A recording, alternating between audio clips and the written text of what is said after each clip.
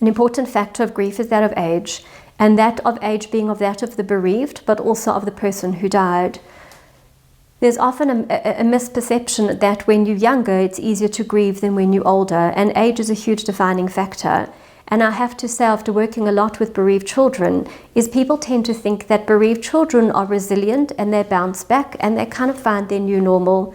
The truth of it is when we work with children is we realize that depending on the age of the child, that will determine how that child responds to grief. And I'm going to go further in the talk this morning into children and grief, but in saying all of that, it's a talk in itself.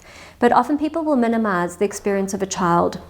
Just to give an example, when we work with little kids who, and I'm talking maybe our infants under 3, that there's almost a sense of this is something that they will adapt to and find a way with. But what we have to deeply understand for that child is what we would almost find a double loss, in that not only did the child lose that significant other, but they also lose a memory of that person. They haven't yet built a lifetime of memories with that person.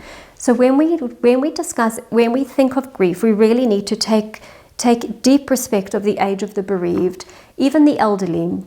We often find that there's almost a natural understanding of the order of life and that people will die when they're old. So there's often a sense that for the elderly that was part of their life stage, only to realize for that person actually that they have spent their entire lifetime alongside a loved one, and their ability to and their resilience at that age is sometimes that they really often we find the elderly struggle with their grief is because they became hugely reliant on that loved one.